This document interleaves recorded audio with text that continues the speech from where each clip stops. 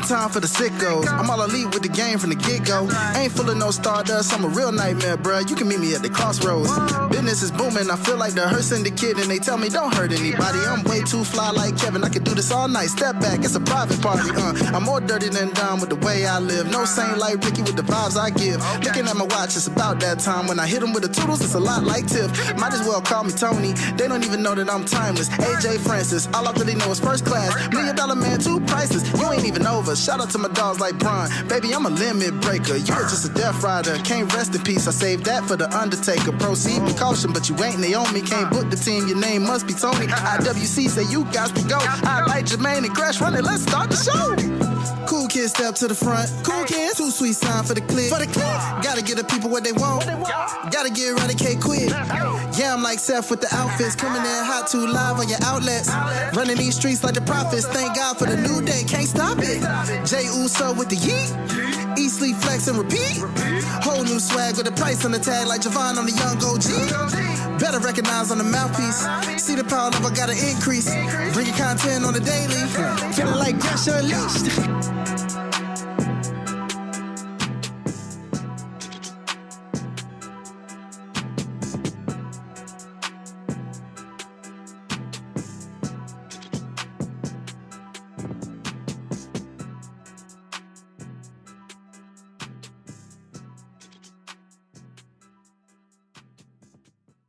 As always, is my guy, my main man, one of the realest niggas in the room, representing the Sucio Boys Sports Podcast, as well as the giant of the familia, Jermaine. What's good with you, brother? What's up, man? It's another great Tuesday night to be talking wrestling. You know it, man. You had the realest in the room, and Enzo. We don't compare you to him, but yeah, that's your new nickname. Realest nigga in the room and the giant. You got the realest and you got the realest nigga. Because only one of y'all can say nigga, and it's you. Hey, man. It is what it is. It is. You just gotta call it how you see it. I mean, if it looked like a duck, it walked like a duck, it quacked like a duck, it must be a goddamn duck. And in your case, you are a giant goose. Why I gotta be a goose? Okay, because I don't think ducks are that tall unless there is a tall duck out there. I'm looking at the length of the height. I could say a giraffe. I'm high. I'm not high. I'm sober. I'm tired. Let's do it. This guy, I'm like, hey, I'm like, there's way too much pre-workout being consumed. Yeah, pretty much. Yeah. Speaking of, I got some more vitamins on the way. Like, that's one thing about like my health journey. Like, a lot of people don't understand. It's like they think just go to the gym and then that's it. Now I had to like switch my entire lifestyle. I'm always eating because my body's always craving food. Mm-hmm. But instead of me always eating full meals, I throw some snacks in there in between. Got you. No, that's good, man. I had a coworker hit me up. He was like, "Yo, I had a trainer tell me to that I'm supposed to eat that many meals. Only supposed to eat snacks and maybe like one big meal a day." I said, "He trying to kill your ass. Like, the fuck you talking about? You got to eat at least 2 full meals a day. That's it. Sometimes 3. Like some people, like you can get away with doing 2, but I prefer 3. Like I have to eat at least 3,000 calories a day, maybe 4. Got you. Yeah, some people they be doing that calorie deficiency stuff, and I don't really know how well that works. It just does not sound like it's very like productive. I'll say. It doesn't always yield the best results. I tried it for 6 months. Don't really care for it. So I just say, you know what? Eat like a big nigga and call it a day. Like there's no point. There's really no point to me because I know how I am. Like if I feel like I'm putting a focus on something, I'm gonna get bored. And I'm gonna be like, all right, I'm eating the same thing all the time and I'm gonna forget. It's weird. It's weird to think that way, but that's just how I am. That's just how I've been. Like when I tried to be a vegan for like 3 months in 2019. One is expensive, but two, it's like when I kept eating, I'm like, yo, the taste is not there. This don't taste real. I don't know It's how just you like did eating real bullshit. I don't know how you did it. Props to you. Fucking bullshit. I can't do it. Yeah, it's not recommended, especially for big niggas. But what is recommended for you guys to tap in to get your daily and weekly dosage of wrestling, as my brother Jermaine so adequately said, but also at least my team won this week on the football side. It was the fucking Jets, but at least, like, bro, if they would have lost to the Jets, I would have been like, yo. Say, bro, like, I'm like, yo, you know what? Like, I'm watching the game and everything, and I'm just like, all right, Dolphins should win this. And then the Jets started hanging around. And then when Field scored their touchdown to bring it back within 7, I was like, all right, Dolphins need to take over this game right now, or else the Jets gonna keep hanging around. They're gonna fuck around and win. Exactly. They found a way to put him away, so I give them that, man. I give them that. You know what Shout I'm out to saying? They figured it out. Tyreek. He's out for the season. Bruh, When I prayers saw that, I up, was man. like, God That damn. that was nasty. And they kept replaying. Like, I need y'all to stop fucking replaying the damn injury, man. I'm like, why y'all keep replaying this shit? That shit was nasty, bro. Like, too gnarly. Like, I've seen some sick injuries. You know what I'm saying? Mm-hmm. Goodness gracious, man. That was just, brother. And his particular injury, they say, is like it's like a slim chance that he'll be back at 100%. Like, if he comes back, it's gonna be a rough season for when he comes back. Oh, he probably ain't coming back to at least next season. Oh no. I'm talking about like when he does come back next season. Oh yeah. Over. I'm just saying like when he does recover, because you know they said that rehab is on that particular injury, especially with the knee. It's like iffy, especially when you're in a sport that is leg heavy as football. And you're the type of player that he is at the position that he's at. Mm-hmm. So that adds to it. So, man, prayers to him, brother, because I could, man, I don't know, bro. I just don't know. Like, I could see him coming back, but I could never see him being like Cheetah, like they call him again. Yeah. I just don't see him ever being able to do that again. It'd be a Cub. Yeah. He'd definitely be a Cub. He'd be something, but he damn sure wouldn't be Cheetah. He'll sound like Mufasa before. No, not Mufasa. He sound like Simba before he got his roar. He'll sound more like Alley Cat. Remember when? When he was trying, he was sounding all. Yeah, bro, he'll be something like that. But I mean, hey, if I would think that anybody could do it, I would think that it would be Tyreek. Oh yeah, for sure. Someone else who can do it is John Cena. His final match ever, according to him, because you know things change within the last couple of years. But as of now, we're on a home stretch for the retirement tour. It is officially confirmed. It will be Saturday, December 13th, 7:30 Eastern, Saturday night's main event. How you feeling about this? Because I know it's gonna be commercial heavy. I just know that right off rip.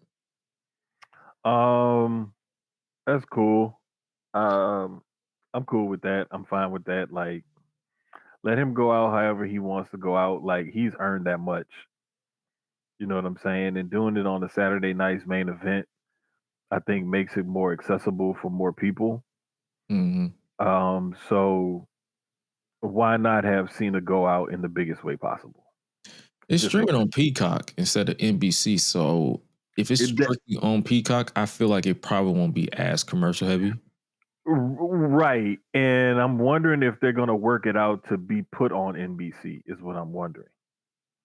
That would be smart. That wouldn't interfere with Saturday Night Live. Because Saturday Night Live, I believe, starts at 10 p.m. Eastern time or 10:30 Eastern time, something like that. Mm-hmm.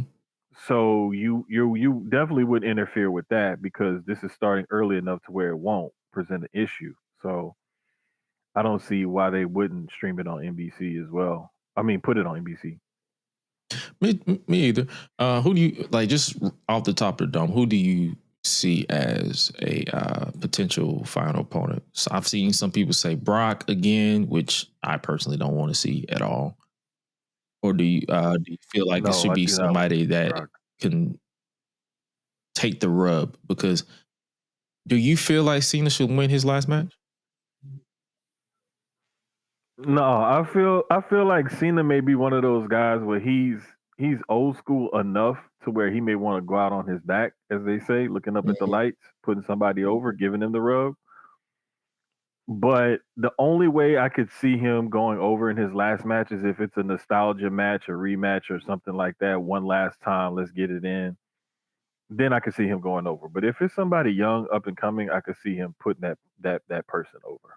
I saw someone and I was like, I could see them going this way because it's because before we get here, I saw someone pitch. They was like, "Hey, they're talking about a Dom Mysterio match for the Intercontinental Championship. He should lose that match, and then have like one more final rival match, be it Seth Rollins or somebody. And then if he's going to compete at Survivor Series, he should be like either in a big match or at war games." And then to get that out the system, like, hey, John Cena's first ever War Games is his last Survivor Series ever, just to have fun with that. And the reason why I can see that happening because Randy Orton was in War Games, and it's like they protected the hell out of him in that too. So it's not. Yeah, they sure did. So that's what I'm saying. I'm like, we can get that, and then have his final match be against someone like I saw someone pitch like a Gunther. Ooh, now that would be cool. I'd like that. I would love it to be like Oba Femi, Carmelo Hayes. Um, See, my only maybe even pushback with Oba Femi is if he were to debut against John Cena, he would have to destroy him. But Brock kind of already fucked that up because we already yeah, did that John Cena got destroyed shtick with Brock. yeah, I don't want to see it. I'm pretty sure a lot of people don't want to see it again. yeah. I mean, you could still showcase Oba's overall ability in a let's say a 15-minute Sin Cena home match, but I don't know, man. I would love to see somebody young, up and coming, somebody they want to strap the rocket to, or somebody that they feel really strongly about. If it was Dom, I wouldn't mind that. I would not mind that at all. And like, it could be a whole thing where Cena's going after the Intercontinental title on his way out the door, the one title that he has not won. You know, that's if they keep this title on Dom that long. But that would be dope to see. I agree. So, hey, man, we definitely gonna talk about John Cena's retirement final match as we get closer because that's December 13th in Washington D.C. Man, you saw them ticket prices? No, I have not. What are they like? One thing about it. Okay, let me see if I can guess real quick. Okay, I'm gonna say lowest you can get in the building for John Cena's final match in DC. Capital One. I'm gonna say 250. 250. I'm gonna say Okay, 250. for that's wishful thinking. Damn, is that bad? Some of them, yeah, but the first one I saw was the packages that they have for like their own location stuff. Oh no, see that's like the VIP Yeah. experience So and basically, everything. Okay, that package probably like yeah. So they 15 basically deep. have the WWE Champion package, which includes floor seating, photo op with Cena exclusive gift, ringside photo op, and premium reserve seating at Undertaker's live show on Friday. You got the TV side ringside package, row 1, row A for $11,500 per ticket. 11.5. 11,500 per ticket. And then you have the second row for $9.5 per ticket, and then you have the fifth row for $6.5 per ticket. And that's just the on location. I'm curious to see when because I think they go on sale next month, like around the 13th. I'm curious. Okay. Yeah, I'm that sounds about curious right. to see the prices for the non packages and see what they can get out of this, because that's not even including the Ticketmaster fees yet. Right. Yeah, that's it's gonna be pretty interesting, man. I can't wait to see what they come up with though. Like, just to be perfectly honest with you, bro, like we already know it's gonna be like some outrageous prices. Like, those are like the VIP sit on the floor, like the full experience type of premium tickets. So I understand those prices, but what I want to see is up in that upper deck, that nosebleed where you high five and Sting.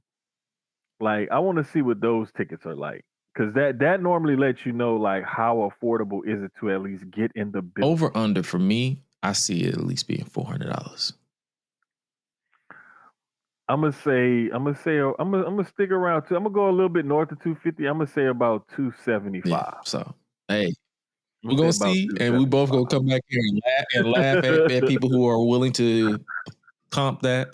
Me personally, I'm good. Like, I'm good with watching on TV.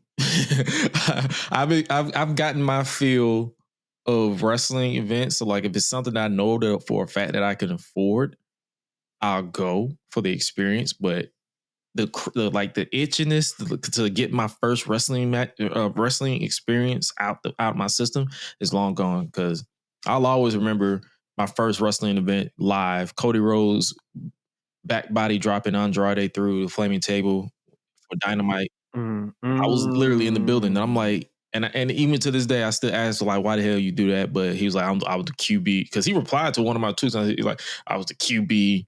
I had to show out for the home team, and I'm like, my nigga. Hey, bro, like there's one thing when you're like, when you putting on when you're trying to give the people a good show. But there's another thing when you like overthink it and you go a little bit overboard on something. And that one was probably a little bit like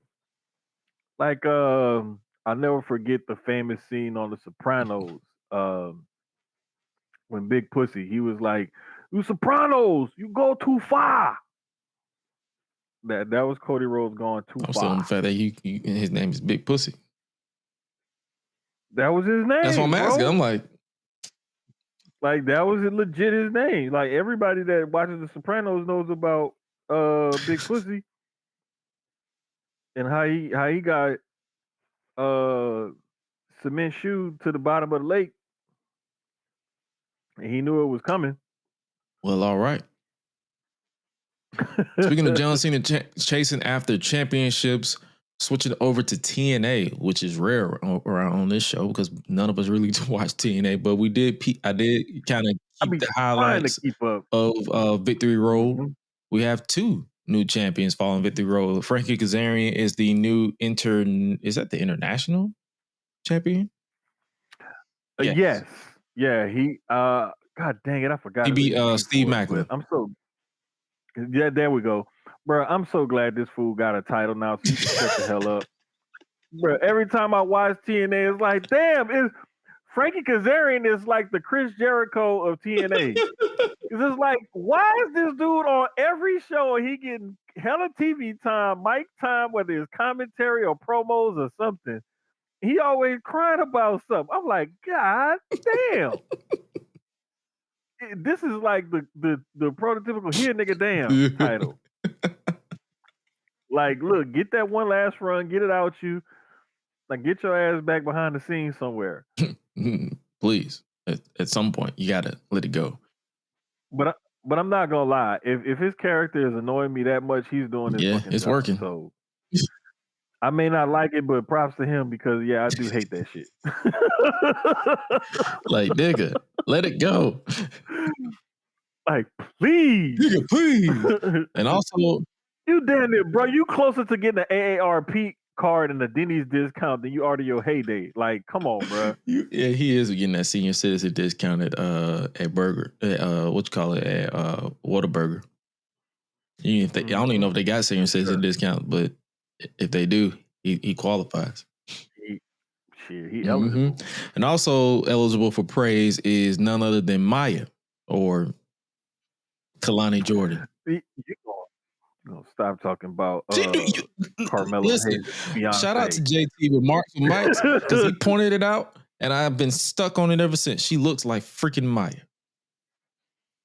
She does, bro. She really does. Like they favor heavy, but I need that picture. You know how they be like those. I need the Spider-Man. I need the Spider-Man meme. I need to find out that Maya is a wrestling fan, and I need them to interact at some point at a WrestleMania or something. Just point at each other, and then that's it.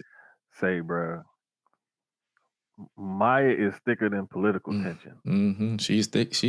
I be seeing pictures. I saw a picture of her on Facebook. I was like, Jesus, be a face. Yes. Because good Lord, man. Yeah. And Kalani's a nice looking girl and everything, but she don't have that grown woman weight on her. Not like Maya do. Good Lord. Have mercy. Well, props to Kalani though, man. I didn't think that they would pull the trigger on something like this so quickly after getting the title off of JC James. Well, but the story, when you have Ash having to drop it, it's like, yeah, they had to pivot some kind of way. So I thought they were gonna put it on Lee, the former Xia Li. Lee Ying, yeah, Lee. Ying. Yeah, that's why they like say that. Lee. Yeah, bro, shit is a tongue twister for real, dog. Like, let me just say Lee, so I won't butcher it. I promise, dog. Like, I be trying not to butcher it, and I know I'm gonna do it anyway. So I just be like, let me see if I could try to at least pretend I'm getting it right. You think they keep it on her past Bound for Glory, or she drop it to Indy Hartwell? Because that's the official match. You know, I could see them putting it on Indy.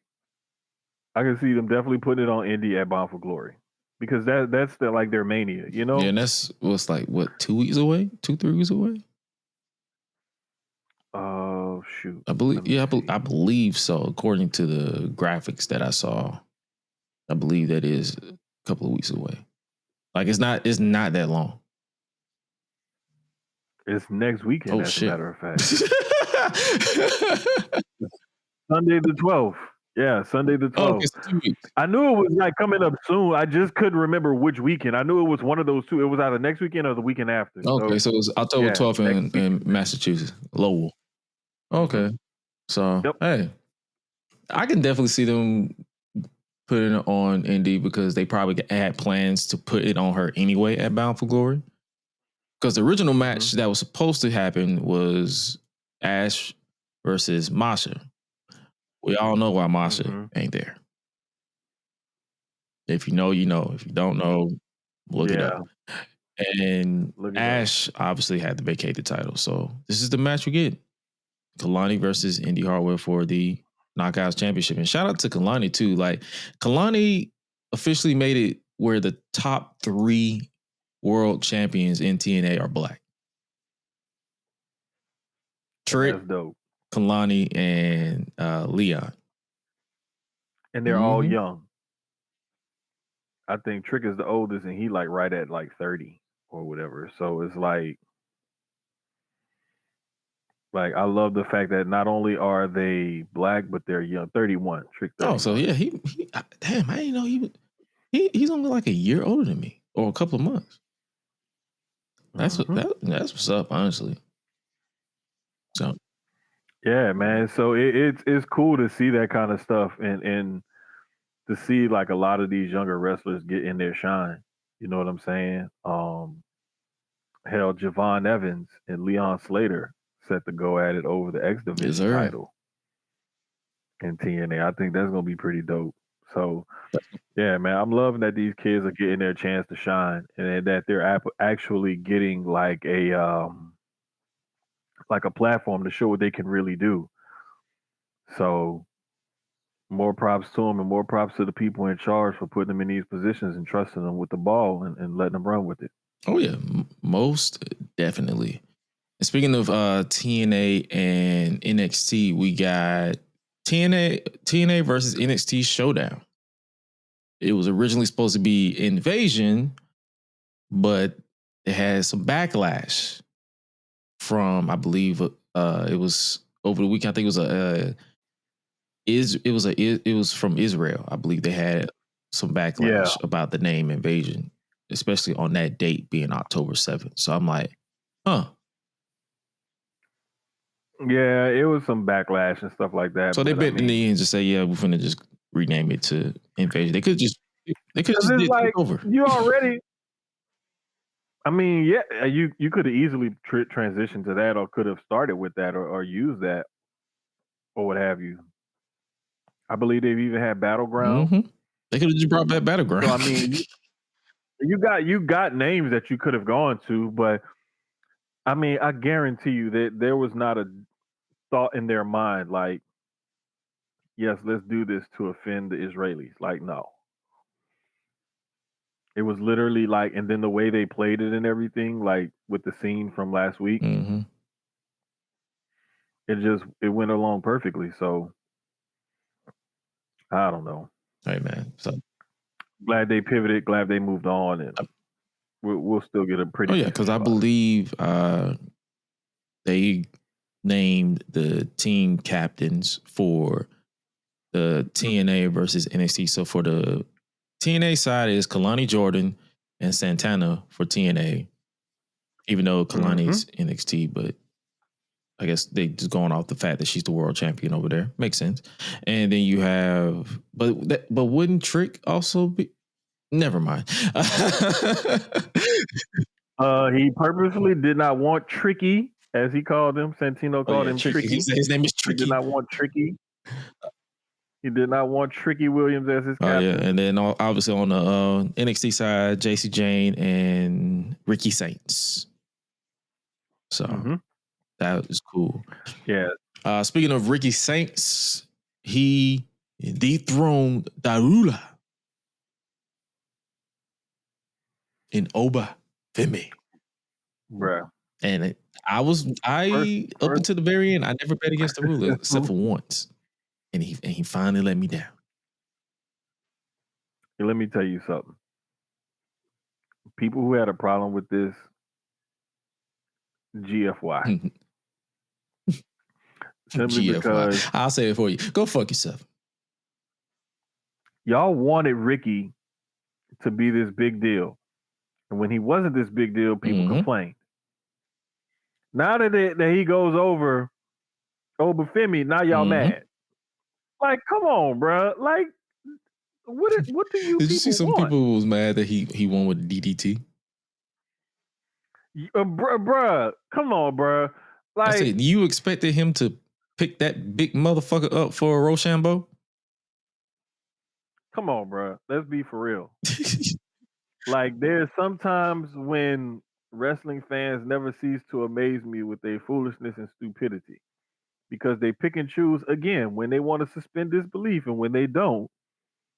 And then when they want something to happen, it's like, well, yeah, but I want it like this. Like, come on, bro. I can see the argument. Like, Oba wasn't gonna stay champion. I can see the argument where they was like, it should have been Javon because he was like prime and ready to go. Like he already lost one time, and then it would have been cool. I agree. It would have been cool for Javon to be the one to dethrone Oba. But this is the cards that were dealt, and I am not mad at this outcome because Ricky earned this position. Ricky earned this spot. He definitely is one talented individual, whether it's on the mic, because I cannot name one promo where he is not entertaining to me. And I'll have to dig in the vault to where it'll be something like I still remember to this day, like that he is so off the cuff with a lot of his wits. Like when he told MJF he smelled like paint thinner and ass. That shit broke me. And to the point where I still use that same insult. with a lot of people. I'm like, oh, you smell like paint thinner and ass.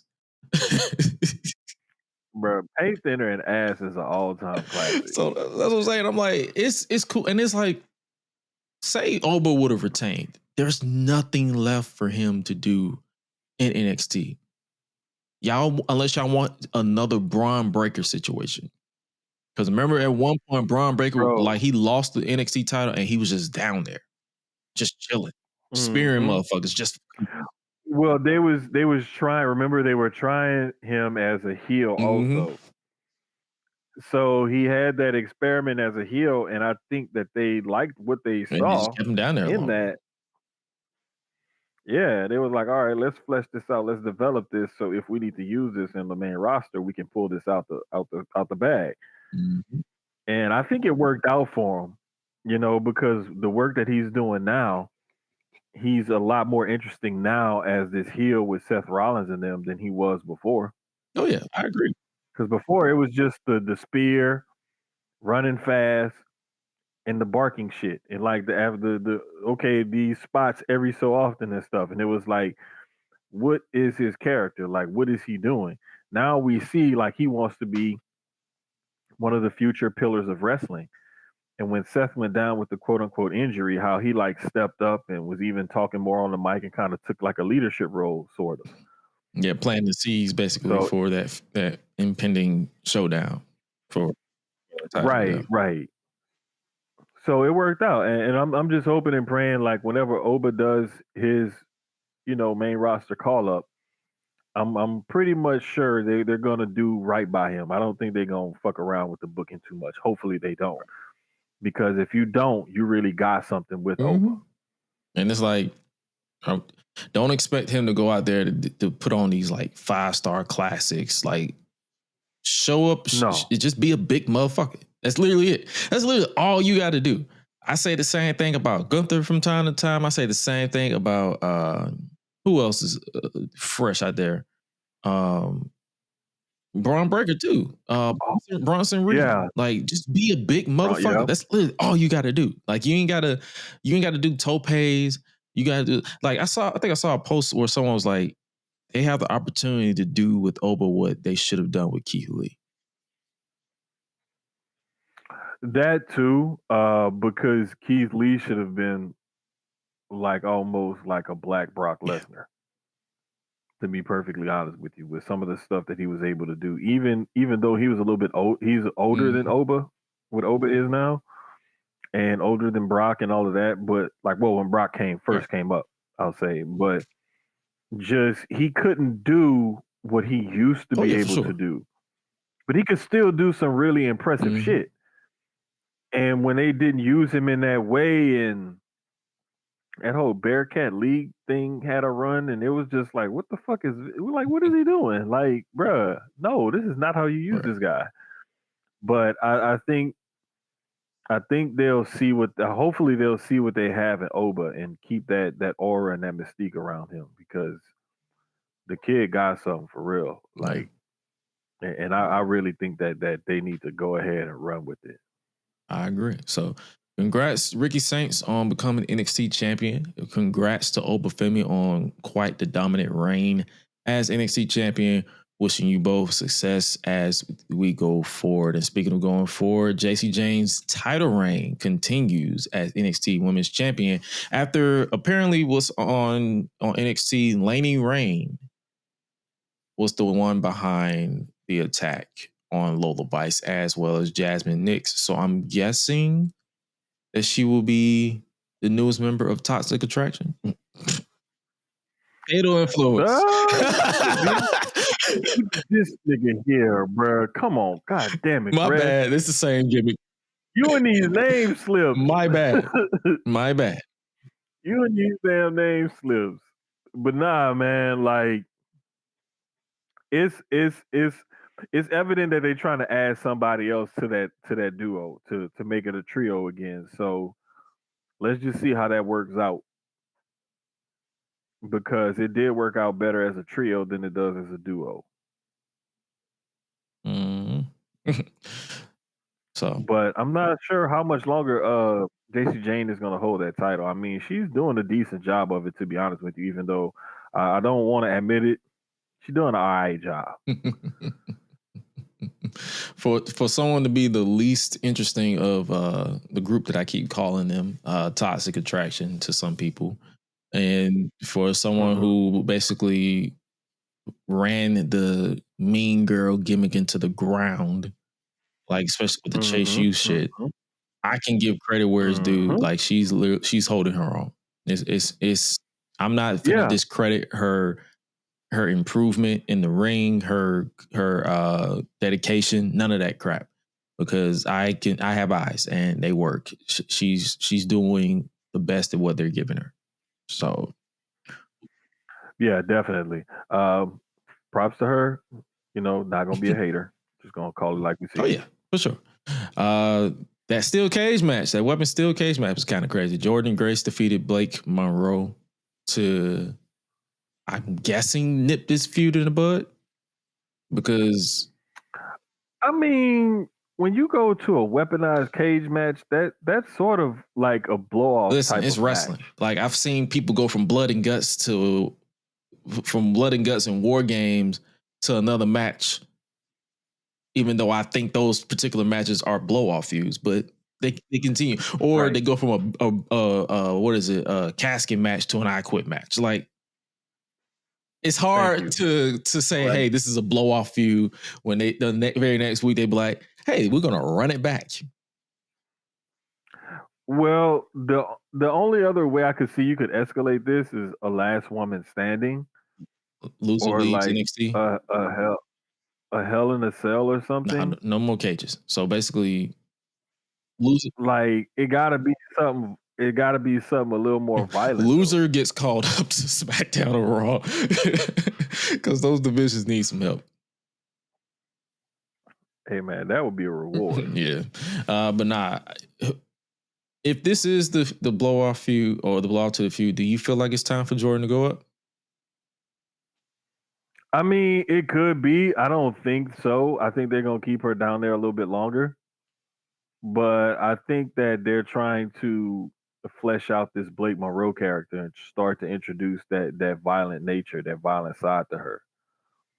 I think Jordan still. I think she wants to be down there a little bit longer. I think she has some things down there she wants to finish. Of course, she'd like to be up on the main roster. Who wouldn't? More money. But yeah, of course.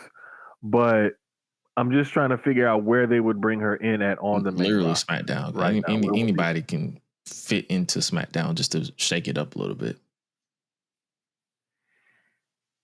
Maybe so. I mean, it's like they have enough talent on that main roster level to do something special with it. They just choose not to use them. So the last thing I want is for them to introduce somebody else and then not use her the same way they're not using what they already have. True. You get no argument from me. That's what I'm doing. I just wanted to like to think like what's next for Jordan and Blake. Like do Blake picture in that NXT championship? Like do Jordan, because yeah, technically Jordan was screwed out of the NXT championship by Blake at Evolution. Mm-hmm.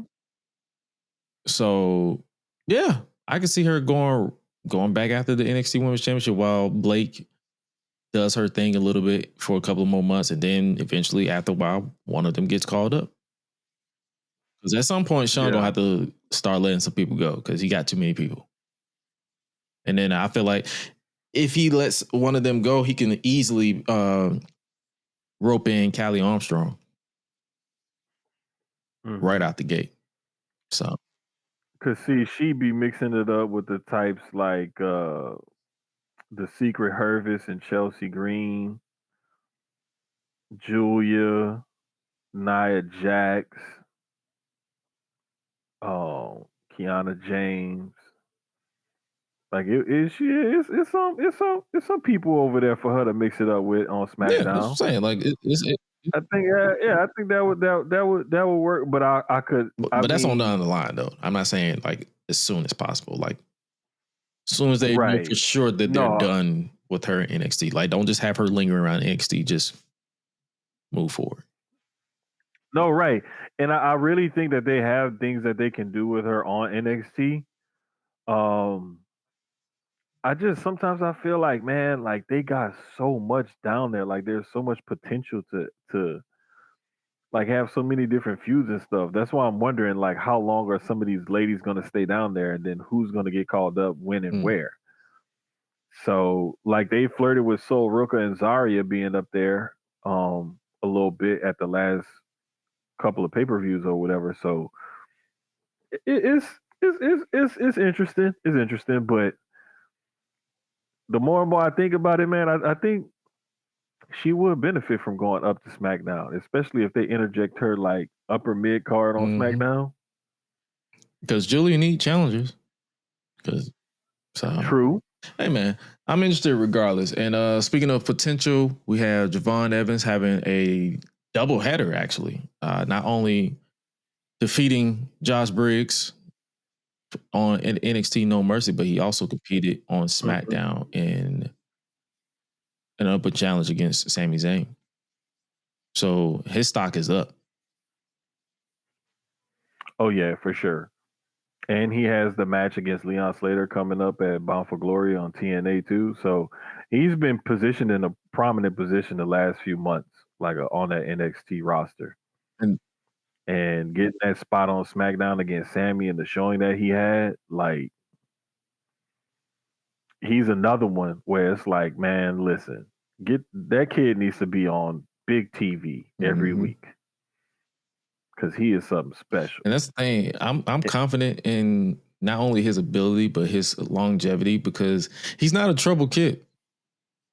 Like, he's not out here BSing. Like, he's literally just being a kid. He's being his age. He's out here chilling. He's out here doing his thing. He's cooking in the ring. He's learning from the best, whether it's the past and the present and the future. So it's like, it's only up from here. Because there's so many like stories, and because we've been watching this long enough to where we've seen people self-sabotage their own freaking career. If it ain't booking, it's them self-sabotaging and stuff. Yeah, he seems like the type of kid though, like this is all he's wanted to do. And even though he's only 21 years old, like you can see him like following through on that dream, like that lifelong dream since I was a kid. Like this is what I want to do. Now I'm finally doing it, and I'm that close to reaching, like the top level. He's at WrestleMania 23 promo. Oh, grow up. Man, listen, come to life, bro. Like literally come to life. WrestleMania. Because I mean, when you think about it, he was still like an infant at that time. In 2007? Bro, the kid only 21. Was he even born in 2000? Let me see. Nigga, do the math. He was like, what, maybe 4? Maybe 3? Yeah. He was a kid. He was a little toddler. Damn. That's how long I've been watching this shit. I was like, because 2007, I was 12. Going on 13. Damn. I've been watching it much longer. Much longer. But yeah, man, I'm happy for the kid though. Like he's proven every step of the way why he needs to be thought about and appreciated the way he is, and how people feel about him. Like, so it's fairly evident. Like, and I think he's also going to be one of those type of people that gets a lot of young people to tune in just because of his style. Oh yeah, like that boy got hops for days. Like your boy Bouncy is not just a gimmick. Like, no, it's not. It's a literal like that kid. The height he gets sometimes, I'm like, why did he even have to do that? Like but it's like he suspends in air sometimes, and like it looked like he's just floating, or he's like stuck on pause, or like it's a glitch, But it's truly something to watch, man. When that kid is in the ring, to be honest with you, and I'm hoping and wishing him nothing but success and health moving forward. Mm-hmm. I 100% agree. And speaking of success, outside of him on SmackDown, Tiffany Stratton retained her women's championship, and now we're getting this match for Crown Jewel, champion versus champion. Stephanie Valkyrie versus Tiffy Time. I think Stephanie Stephanie gonna win this. Yeah, because they made it a point that Tiffany is undefeated this year. So Stephanie gonna win this because the machine is behind her and the people are behind her. And I really think that she's gonna take off on this because they're already starting to show chinks in Tiffany's armor. Yeah. I know someone else who got chinks in their armor. That's Jade Cargill. Because you saw that gash? Jesus. Brother. Hey, she's a real hooper. Cause like for the love of the game, she kept going in the match and even talked shit to the camera. Like we always say, this ain't ballet. Right. Stuff happens. There's gonna be accidents, botches, whatever you want to call it. You know, she didn't get her hand up in time, and Nia could have stepped back. There's all sorts of things that we could point at that could have been done differently. But shout out to her for finishing the match and everything, man, and going through. Because like some people could have just tapped out at that point and been like, "Nope, I'm done." Yeah, it probably would have been me. I'm like, yeah, I got it. I'm good. Bruh, honestly, I say that, and like I remember I was a kid when I had my head busted open when I was doing flips at the pool and shit, and I had like a hole in my head. Oh, me too. And I was like, I don't even care. I think it's literally still right here. Yeah, I bust my head. I jumped out the toy chest, bust my head on the doorknob, blood everywhere. Like it is what it is. Like I wasn't tripping. I wasn't either. My mama yelled at my sister, but it was mainly because I think she was. I think my sister was doing something, and I was just jumping around. But she stopped the bleeding. Like if she didn't stop the bleeding, my mom would have probably lost her mind. But yeah, so hey man, accidents happen. Like nobody. I'm pretty sure nobody is blaming nobody. I mean, if they are, that's on them. But us as fans, all we could do is wish them well going forward. And this match, I feel like it will definitely be a solid outing. Another match, I'm glad that they're shaking it up because we always complain about SmackDown being the same old. Jacob Fatu is back, and he is going after one-legged Drew McIntyre. Yeah, I'm glad he's back, man. And the way he showed out against Drew McIntyre, I'm happy about it because it establishes him as that badass that he always was. He said, "Sit your pig leg ass down." with the Black Forces, and we already knew Drew was going to be out for a little while anyway. So it's like, what better way to write him off than to reestablish Jacob? Oh yeah, because is he going to film a movie soon? Yeah, he about to go film Highlander or something. I think Have you ever seen that movie or show or whatever? I've never seen it a day in my life. They say this is a reboot. I was like, oh, that was original? Mm-hmm. So, hey man, he's gonna go be Henry Cavill's brother. That lets you know how tired I am because I don't know why I say mother. Oh, I'm talking about mothers a lot. So, brother. Okay, I'll roll with it. Whatever you say, brother. Yeah, brother. It's like my third botch. That is crazy. Hey man.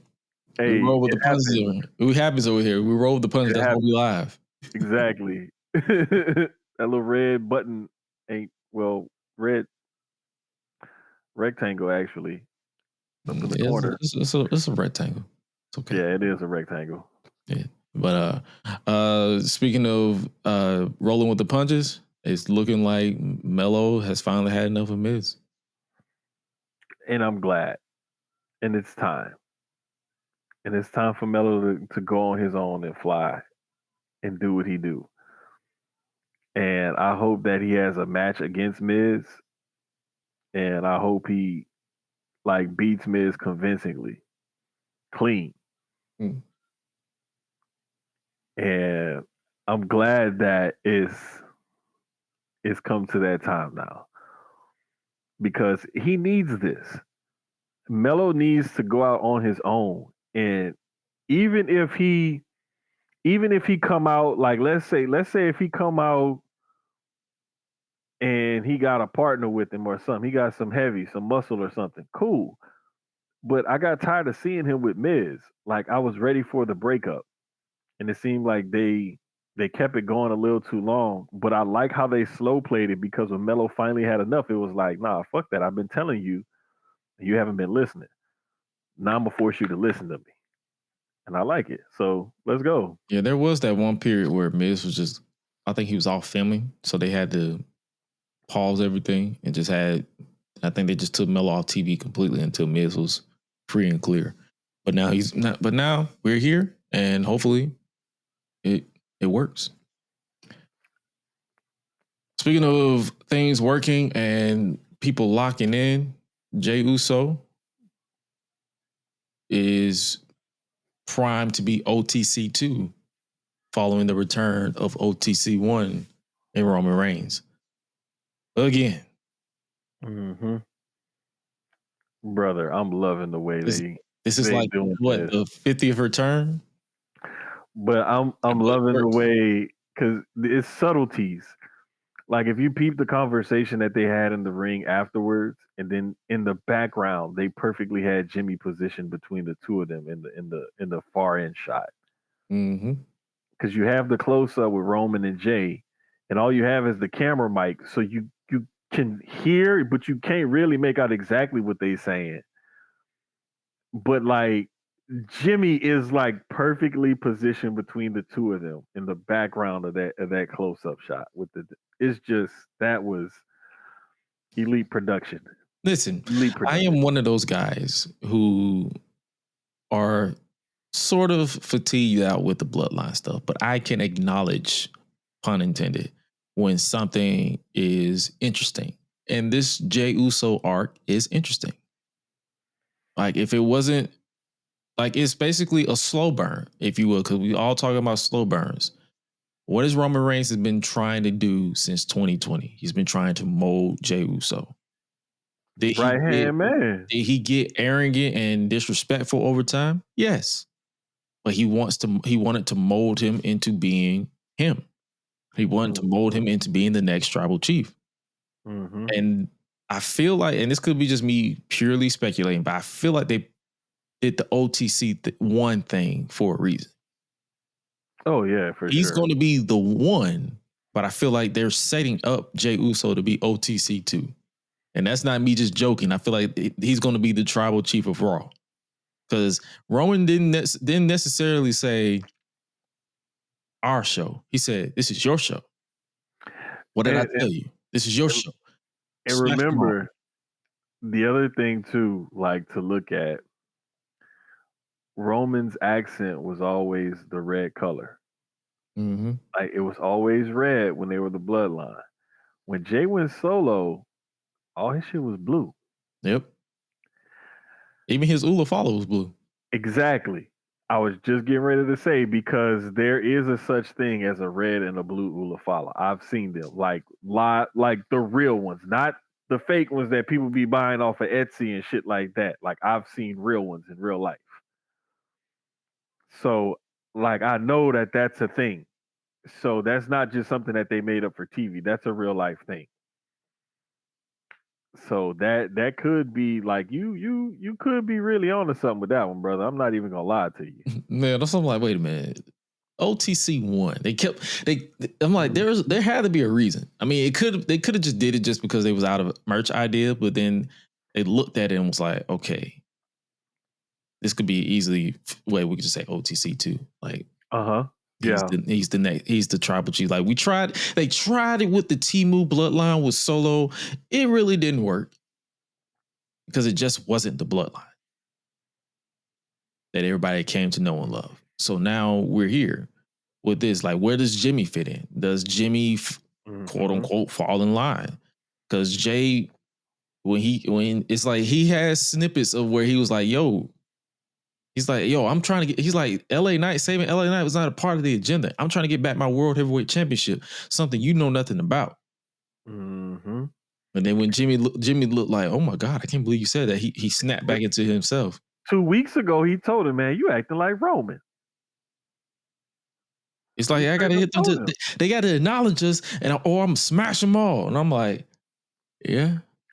Bro, when a couple weeks ago, when Jimmy told him, man, you're starting to sound just like Roman, I was like, oh, now we get, because like, you knew bringing them back together wasn't going to be like this long-term brothers reunite story arc and they're going after the tag team. You knew that wasn't it. Yeah. There had to be some sort of end game for it. And this is where I see where that end game is, where it's like Jey is getting Roman's blessing. And Jimmy's already saying he's sounding like Roman, and Jay's like, I'm going back after my title. And, all the parallels are starting to line up. The whole right-hand man thing is starting to come to fruition now. And I feel like this is a more evolved version of the right-hand man, too. That's the thing. Oh, for sure. Because the right-hand man was just a hothead altogether. This man is calm and calculated. Yes. And it's like, it's almost like he finally like learned what he needed to learn or absorb what he needed to absorb in order to grow into this new character and everything. And I'm loving the way they're going with this direction and stuff. So I guess a couple years ago when Roman and Heyman said they were only in the third inning, like maybe they were right. Like, yeah, maybe they're right. Hopefully they keep the momentum in. Because I remember you text the group, you was like, hey, it's a different ending on Raw. I'm like, I believe I fell asleep. And that was legit. I had to rewatch the Netflix feed because I was like, nah, I just fell asleep. I'm like, I'm tired. Hey, bro, I was like, I think when I looked at the clock, I was like, all right, Easter time translation. I was like, Gresh might still be up for this. I was up for Braun smashing Jimmy through the announce table, and then I just my eyes just closed, and I just never opened them back up. I'm like, yep. And then as soon as I opened up again, the feed was done. Like because Netflix closes when you're done watching it. So I was like, oh, yep. I fell asleep again. Here we go. Whoop they do. But nah, I'm down with this. To see where they go with this. Possibly because they're definitely going to be feuding with the Vision. We're going to see how they go since they're very, very character heavy. And speaking of character heavy, we had a little bit of promo from the undisputed champion and the world's heavyweight champion. You feel like Seth Rollins should win this, or is it just me? Yeah, I think this is definitely going Seth's way. Because by hook or by crook, he's going to win that match. And he's going to get that ring and everything. And this is going to help further establish him as, the future of wrestling. I'm saving the business. I'm doing this. This is going to feed into all of that, especially with the way like he's lost to Cody 3 times and the 3 times they fought each other. So it's like at some point, Seth got to get his get back. You would think. Yeah, he's saying I have to beat him. The desperation that he had on his face when he was looking, he had that death stare, like just staring at the ground. Like he couldn't even look at Heyman and Braun. Like he just was like that focused. Like I have to. Like you don't understand. I have to. He was doing that with Seth with Becky too. Right. Like you all right? He's like, I have to beat him. Yeah. I have to do this alone. It made it real. You know what I'm saying? Like, bro, no matter how you try to flip it and say whatever you said on Raw, the fact remains you lost to this man with a purple titty. Come on, bro. Like you always gotta go there, dog. Like, brother, you can't lose no more. Like, bro, you lost to this man with one arm, and it was purple. That is true. Like they said his pec was so torn to the point where you couldn't do no more damage to it, and you still lost to him. Like you have to win this one. Yeah, it's time, dog. It's like, you have to also feed into like the vision and everything else that he's casting forward and everything. Like you have to feed into that. And I think that this is where he really starts to have the type of run this time around with the world title and the faction behind him and Heyman and everything else and the mastermind and all of that. This is where he starts to establish himself as the guy, especially with Roman doing more part-time shit. And Cody's like Captain America, white meat babyface, Mr. Save him. It's time for Seth to like really get that ball and run with it. Man, I'm about to say I wouldn't even say Roman's part-time. That man is a special attraction. Yeah, well, the reason why I say he's part-time because he still does like Raws and SmackDowns. Yeah. And Saturday night main events. He not just pay-per-view only. And he'll run like he was on Raw, or then he'll pop up on a SmackDown or something. Then he'll do the overseas stuff and a couple of pay-per-views or whatever. Like he still is pretty regular-ish. Yeah, when I saw the statistics where he wrestled 22 times within the past 5 years as opposed to Seth's 138, I was like, God damn. That is crazy. But hey, man, that's what happens when you the top dog and you the head of the table, you the tribal chief, the OTC one, molding your baby cousin into being OTC 2. Hey, bro, listen. When you have that kind of pull and you have that kind of command and everything. But he said in 2020, when you have this type of power, you show up and win. You smash them all. I don't blame that brother one bit, bro. I don't blame that brother one bit. If I had that type of pull, I would flex my shit too. Mm-hmm. I would bump like 2 to 3 times a year and collect the check and go to the crib. In my case, I won't have 20,000 kids. It'll just be 2. But speaking of going by the numbers and acknowledging people, let's acknowledge the fact that Asuka has an obsession with turning everybody into Smurfs. Come on, bruh. Wait. The reason why I'm extra laughing, bro, she posted a picture earlier on Twitter, Instagram, or something with Io and Rhea with Smurf hats. Mm-hmm. Bruh, Asuka is hilarious, dog. She is one of the best social media follows in wrestling. She knows how to play the game. Like when I saw how because she knows how to edit because she worked with Microsoft and all this stuff. So I know for a fact that she knows how to play the game. She basically, her social media game is next level. And the fact that she liked to cut promos on her Kana TV on her YouTube channel says how much she still loves this. So I am not mad at this. But yeah, this is where we are. Io Sky finally get in the picture. Like, because Asuka, we talking about Roman gaslighting Jey Uso. Asuka trying to gaslight Io into saying, you know what, we can be a family again. All you have to do is apologize to me. Mm-hmm. What am I apologizing to you for? You hit me. Bruh, like, wait a minute. How that work? Like, how that work? Like, girl.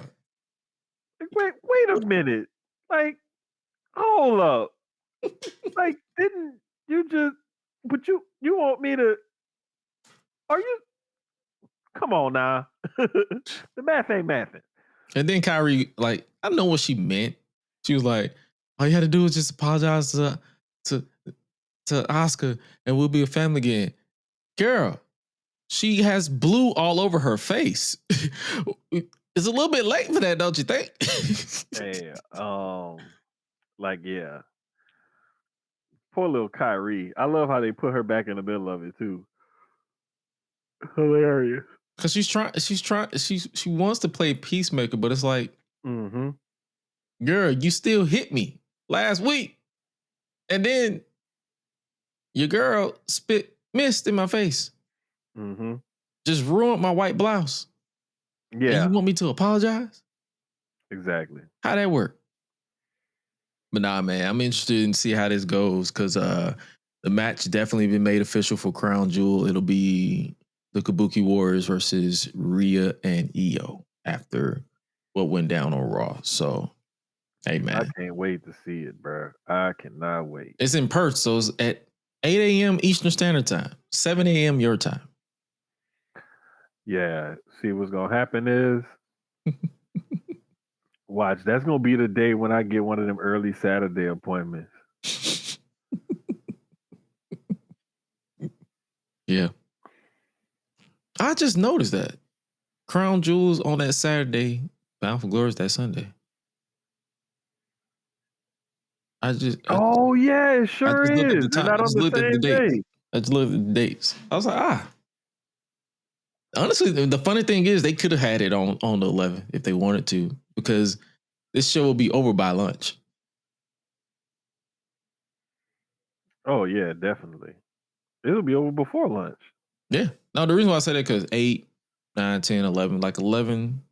My lunch technically starts at 11. So. Oh, well, because you get started at the butt crack of dawn. Exactly. Like, exactly. So that's what I'm saying. I'm like, by lunch. So, yeah, man, I'm interested in that. I'm interested in AJ Styles versus John Cena one final time. Like, Crown Jewel is shaping up to be a pretty solid showdown. And speaking of that, also, I might as well make an announcement now. I believe Highlight Reel is planning on doing a post show for Saturday for Crown Jewel. Make sure you guys tap into that. More information will be provided as we inch closer to that. And switching gears to the AEW side, the first ever women's Blood and Guts match has been officially announced. Bruh, I have not been so happy to see women get so violent since, like, oh, dog. Let me see. Bro, this was like that Sasha Bailey Hell in a Cell. No. I'm not even gonna say that. It was Willow and damn, who did she hit it? It may have been Willow and Stat. Was it Willow for that and street Stat? fight?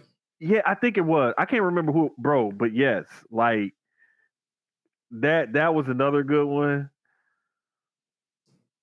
But yeah, bro, they got some, man. This is gonna be so good, bro. Oh my gosh, this is gonna be so good. I am so excited. So what I'm assuming is Tekla, Julia, Sky, and what, maybe 2 other people versus Queen Aminata, Jamie Hayter, and 3 other people. Probably so. Like 5-on-5 or 4-on-4, maybe. Because how many they usually have? 5-on-5 for Blood and Guts? Yeah, I think it's 5-on-5. I think they normally do 5-on-5. Okay. So, and I believe, they said November 12th, Wednesday, November 12th. What is that? When is that? Hold on, because I know they're going back to Daly's place. Oh, okay. So November 12th. Oh, I'm not mad at that. I'm not mad at that at all. That's like 2 weeks before Thanksgiving. So yeah, right smack dab in the middle of the month. So yeah, hey man, all power to y'all, man. I'm sold on that. For sure. Like I can't wait. And the fact that it's in Greensboro, North Carolina, which is like a historical city for wrestling, especially in the Crockett days, like that's gonna be that's gonna be dope. Like that's just gonna be dope all the way around, bro. Like to see that type of match in that city, you know what I'm saying? That's steeped in wrestling tradition and history. Like it's gonna be in the Coliseum, so it's gonna be interesting to see. I'm down for sure. And the first match that, keeping it violent, the first match that was announced for Wrestle Dream is the I Quit match between Jon Moxley and Darby Allin.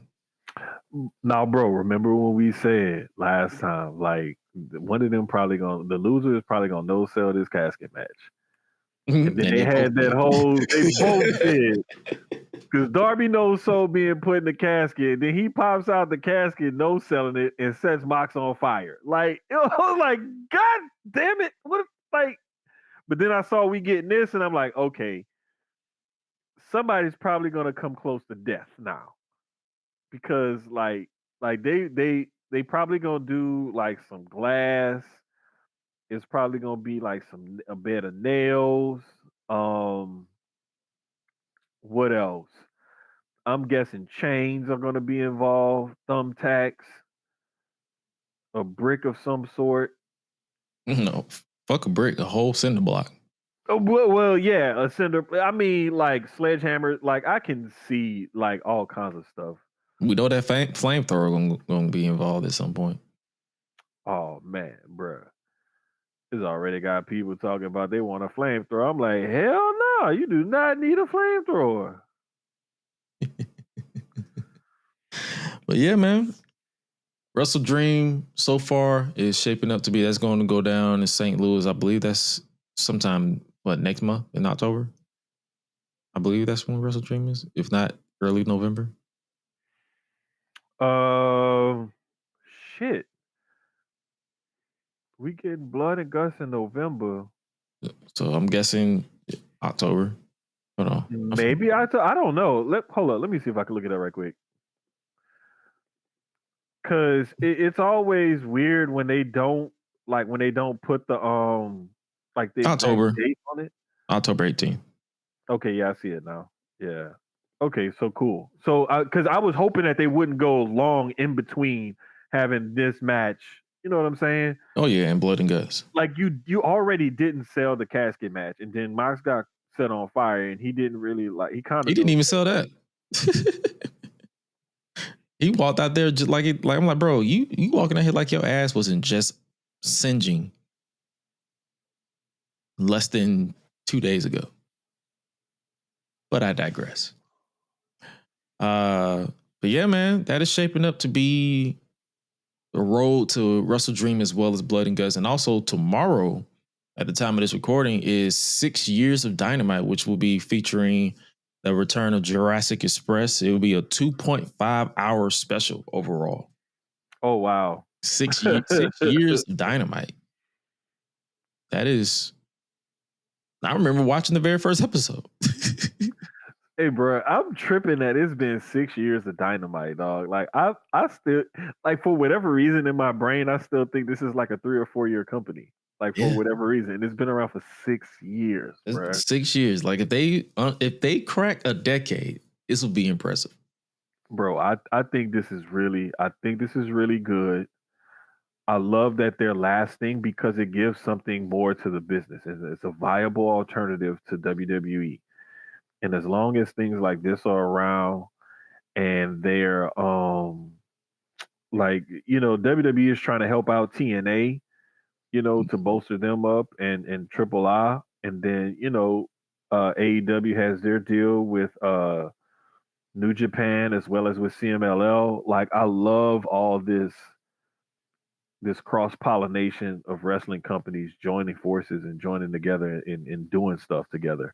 And I love that there are so many different alternatives, and I love that AEW is still going strong here in the United States because that really is just healthier for the business overall.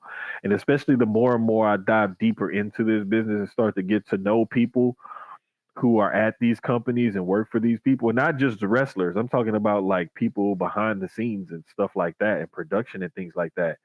Like, just knowing that there's more jobs out there for people in this business who want to be close to this business, I'm always gonna be for it. Me as well. That's why I always laugh at people who like make it their entire personality to just wish death on AEW. I'm like, all right, you wanted to go back to that monopoly all you want to, and you ain't gonna have you ain't gonna have nowhere to wrestle on the big stage because you're going to be right back in that monopoly of TKO. But yeah, we got Kyle Fletcher versus Orange Cassidy for the TNT Championship. It was originally supposed to be hologram, but I believe he is out with an injury. He's going to be out for the rest of 2025, according to Tony Khan.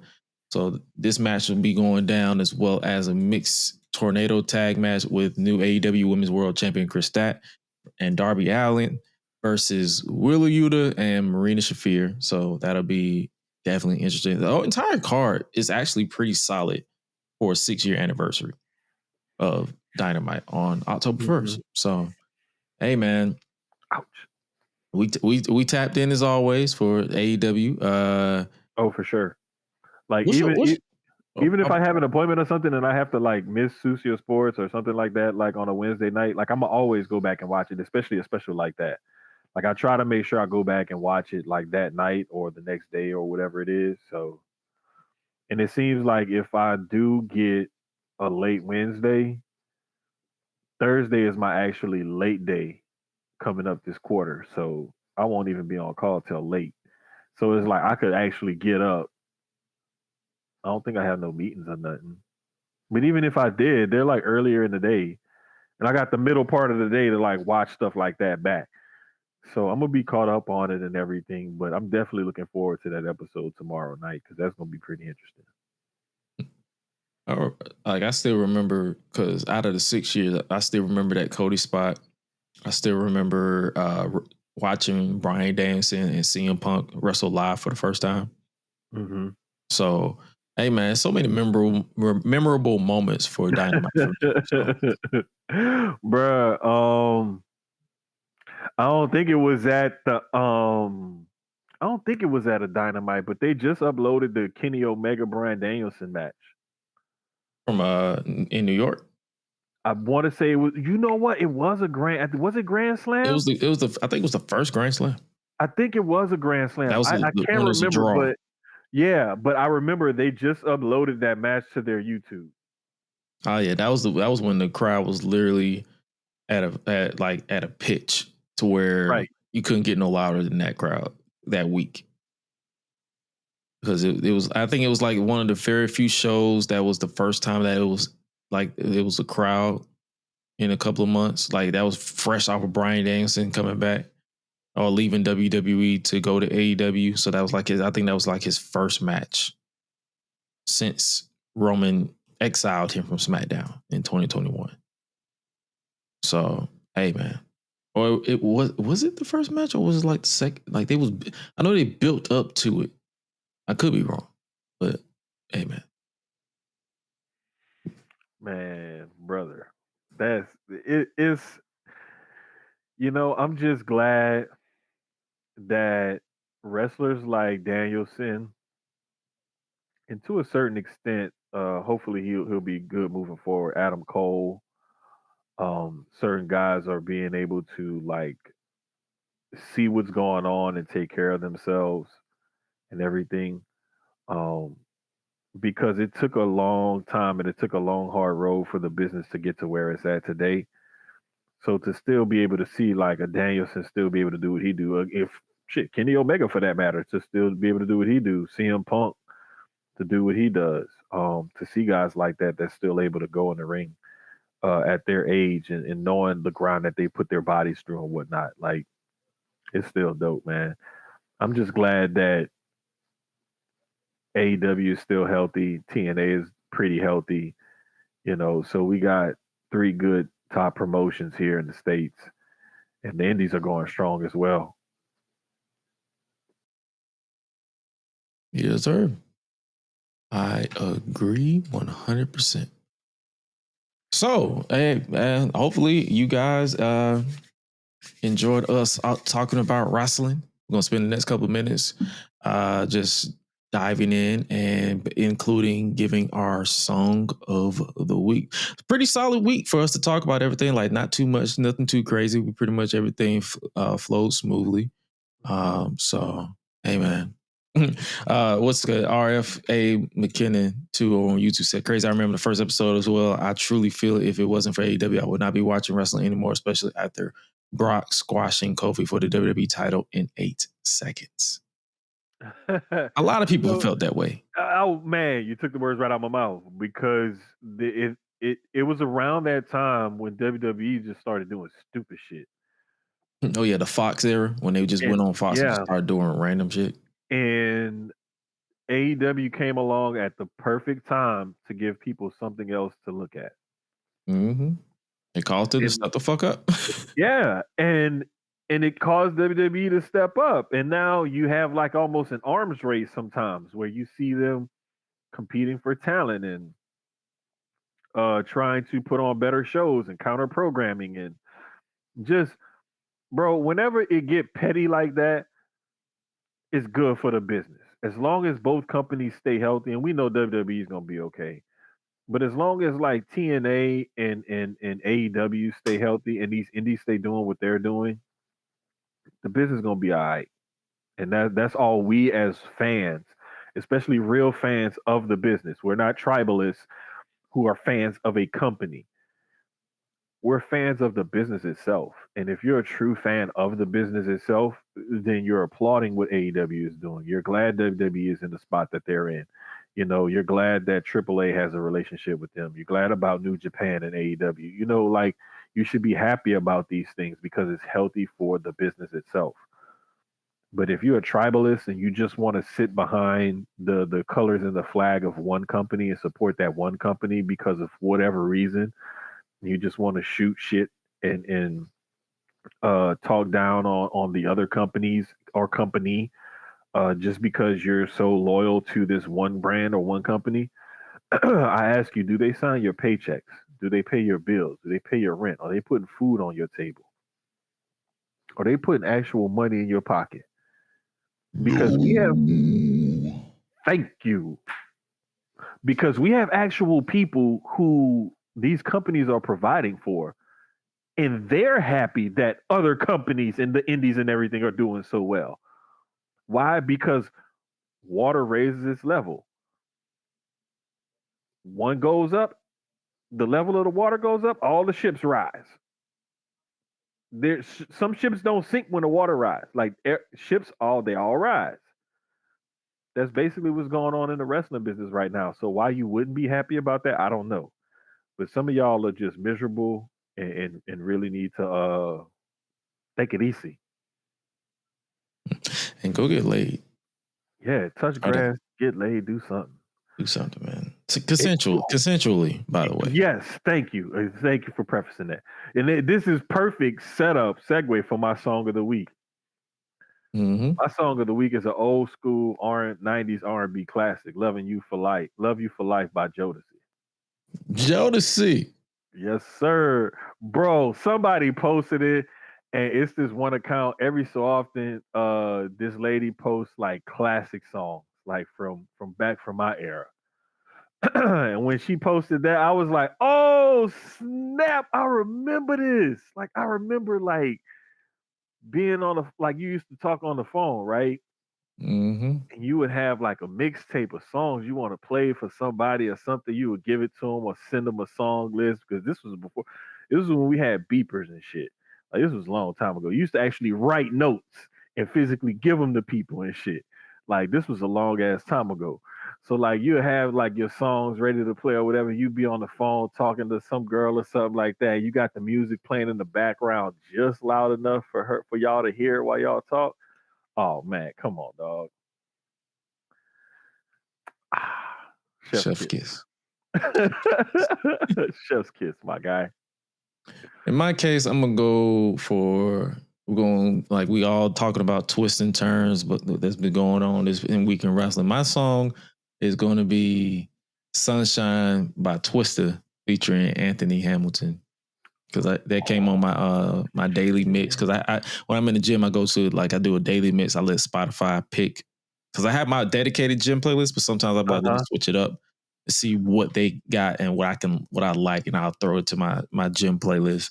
But yeah, "Sunshine" by Twista, Anthony Hamilton. That's actually a pretty solid entry and actually a pretty solid song.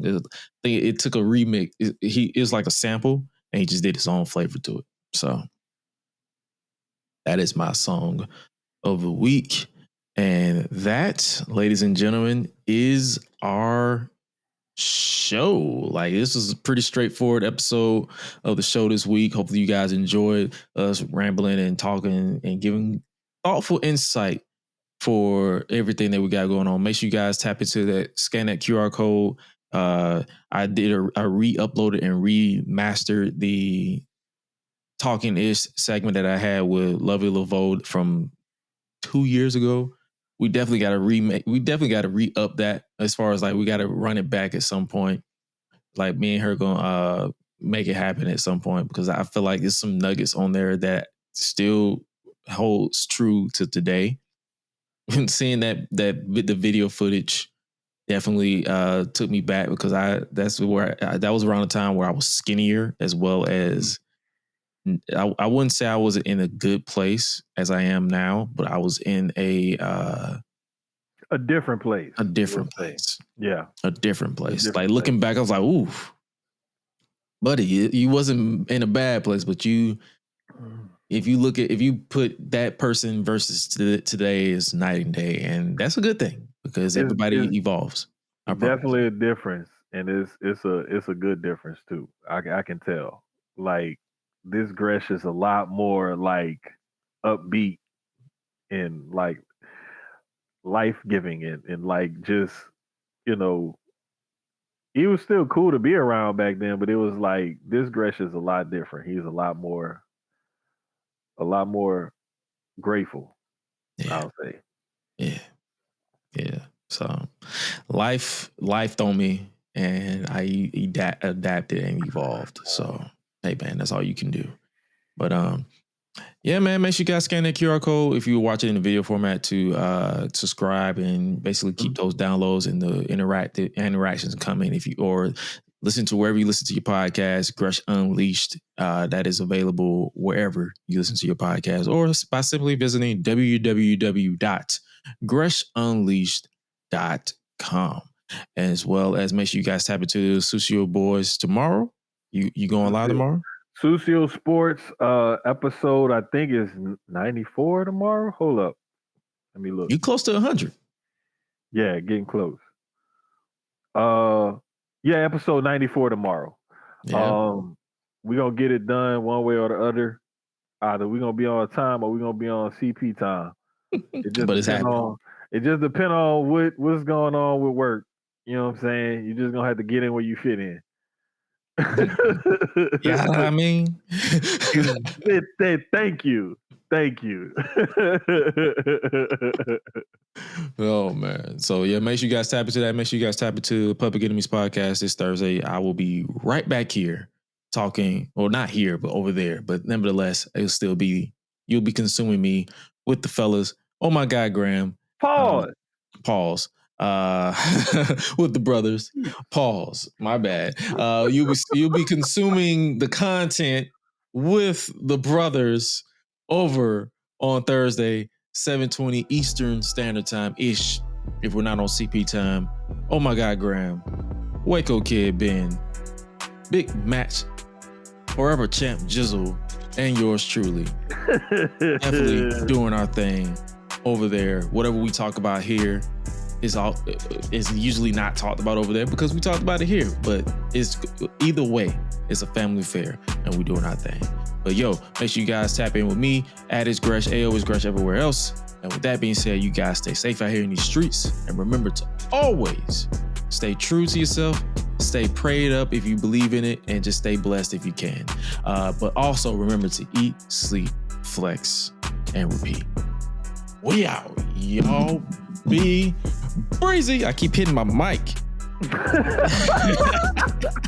To all those people who think black people are envious and lazy and jealous, they never factor in how much black people really and truly don't give a fuck about what you got going on.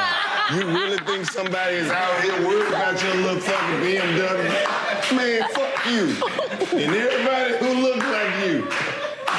99% of black people don't give a shit about everybody else. That's a fact.